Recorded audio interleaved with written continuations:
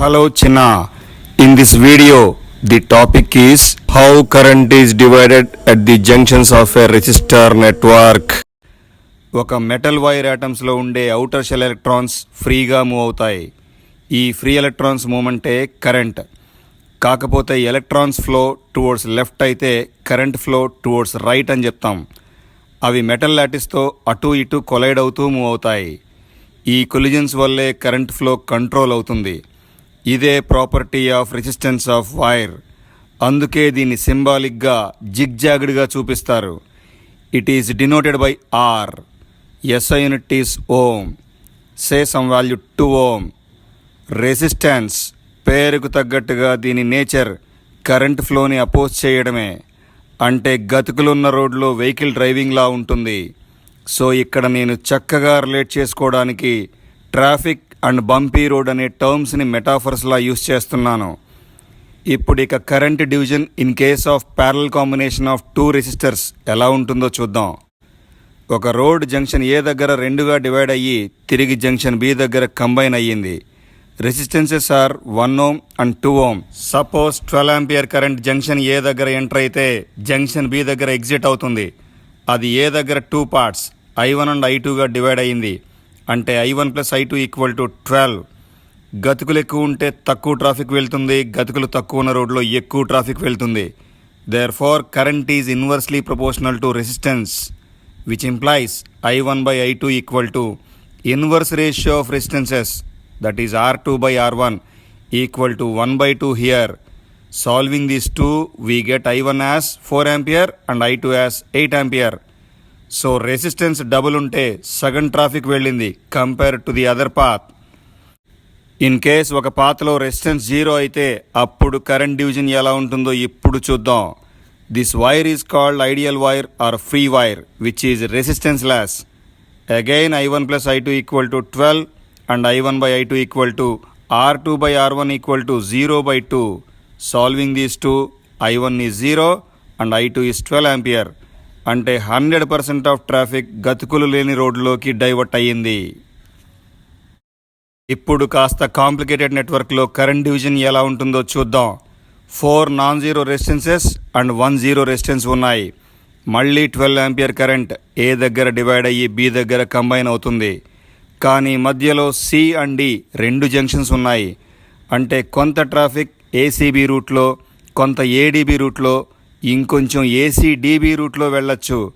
But ADCB route is not possible because D దగ్గరికి వచ్చిన ట్రాఫిక్కి no need to go towards C unnecessarily. It can go directly to final destination B as there is no resistance between D and B. Okay, traffic at A is divided into I1 and I2. At junction C, I2 is again divided into I3 and I4. At junction D, I1 and I3 are combined and flows through free wire DB. In this circuit, I1 and I2 are not in the inverse ratio of 2 ohm and 1 ohm, which are not parallel this time because these are not having common junction at their right ends in spite of common junction A at their left end. అయినా సరే ఈ సర్క్యూట్ని simple వేలో reduce చేసి current distribution రాయొచ్చు. ఎలాగంటే మన convenience కోసం 4 ohm రెసిస్టర్ అప్పర్ ఎండ్ని ఫ్రీ వైర్ మీద పొజిషన్ Bకి షిఫ్ట్ చేద్దాం. As no resistance between D and B, there won't be any change in current distribution. Just physical appearance of circuit మనకి కన్వీనియంట్గా ఉంటుంది. అప్పుడు 4 ohm and 12 ohm resistances are parallel అని ఈజీగా అర్థమవుతుంది. ఈక్వలెంట్ రెసిస్టెన్స్ అంటే సింగిల్ రెసిస్టెన్స్తో వాటిని రీప్లేస్ చేయొచ్చు. As per formula R = 4 × 12 / 4 + 12 is 3 ohm. ఇప్పుడు 1 ohm and 3 ohm are in series అని తెలుస్తుంది. వాటిని R = 1 + 3 ఈజ్ 4 ohmతో రీప్లేస్ చేయొచ్చు. ఇప్పుడు 2 ohm అండ్ 4 ohm ప్యారలల్ కాబట్టి I1/I2 = 4/2 and I1 + I2 = 12. Solving these I1 is 8 ampere and I2 is 4 ampere. So ఈ వాల్యూస్ని ఈ సర్క్యూట్స్ అన్నింటిలోనూ మెన్షన్ చేద్దాం.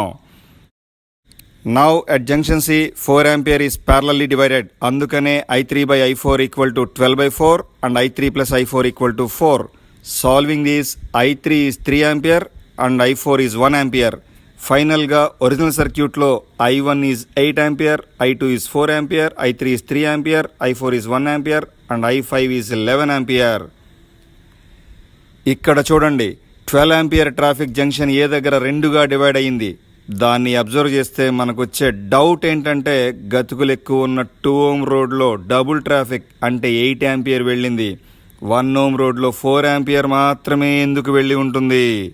ఇన్ కేస్ గతుకులు తక్కువని 1 ఓం రోడ్లోకి ఎక్కువ ట్రాఫిక్ వెళ్ళినా జంక్షన్స్ ఈ దగ్గర దానికి మళ్ళీ 2 దారులున్నాయి.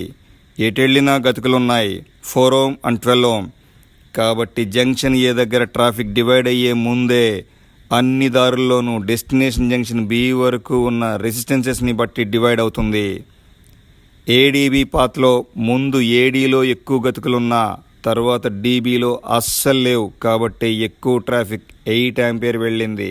ఓకే, ఇదే సర్క్యూట్ని ఇప్పుడు రివర్స్ చేస్తున్నాను. Input junction B, output junction A. Current values అన్నీ సేమ్ ఉంటాయి, డైరెక్షన్స్ మాత్రమే రివర్స్ అవుతాయి. ఇప్పుడు కూడా అదే డౌట్ రావచ్చు, జంక్షన్ బి దగ్గర ఎంటర్ అయిన 12 ఆంపియర్ ట్రాఫిక్ కొంచెం కూడా రెసిస్టెన్స్ ఉన్న 12 ఓం రోడ్లోకి వెళ్లకుండా మొత్తం 12 ఆంపియర్ రెసిస్టెన్స్ లేని బీడీలోకి వెళ్ళొచ్చు కదా అనిపిస్తుంది. అలా వెళితే జంక్షన్ డి దగ్గర దానికి ఉన్న 2 దారులు డిఏలోను డీసీలోను రెసిస్టెన్సెస్ ఉన్నాయి. సో గతుకులు లేకుండా బయటపడటం కుదరదు, కాబట్టే ముందే కొంచెం 12 ఓంలో కూడా వెళుతుంది. ఇప్పుడు ఒకసారి ప్రీవియస్ సర్క్యూట్కి వెళ్ళి 2 ఓంని 8 ఓంతో రీప్లేస్ చేసి మళ్ళీ కరెంట్ డిస్ట్రిబ్యూషన్ రాద్దాం. మళ్ళీ అలాగే స్టెప్ బై స్టెప్ రెడ్యూస్ చేసుకుంటూ వెళ్దాం. ఇప్పుడు 8 ఓం అండ్ 4 ఓం ప్యారలల్ కాబట్టి I1/I2 equal to 4/8 and I1 plus I2 equal to 12. This implies I1 is 4 ampere and I2 is 8 ampere. ఇప్పుడు బ్యాక్ వెళ్తే ఈ సర్క్యూట్లో జంక్షన్ సి దగ్గర కూడా I3/I4 equal to 12/4 and I3 plus I4 equal to 8. Solving this, I3 is 6 ampere and I4 is 2 ampere. So these are the values here. చూడండి, junction A దగ్గర I1/I2 is not equal to 1/8, ఎందుకంటే 8 ohm and 1 ohm are not parallel. కానీ లాజికల్గా చూస్తే తక్కువ గతుకులున్న 1 ఓం రోడ్లోకి ఎక్కువ traffic 8 ampere వెళ్ళింది కదా అనుకుంటే పప్పులో కాలేసినట్టే. నేను ముందే చెప్పినట్టు కరెంట్ డివిజన్ అనేది ఏ నుండి బి వరకు అంటే చివరి దాకా ఉన్న అన్ని దారుల్లో ఉన్న రెసిస్టెన్సెస్ మీద డిపెండ్ అవుతుంది. ఏసీబీలో టోటల్ రెసిస్టెన్స్ 1 + 12 ఈజ్ 13 ఓం, ఇదే హైయెస్ట్. అయినా సరే ఏడీ కంటే ఏసీలోకే ఎక్కువ కరెంట్ 8 ఆంపియర్ వెళ్ళింది.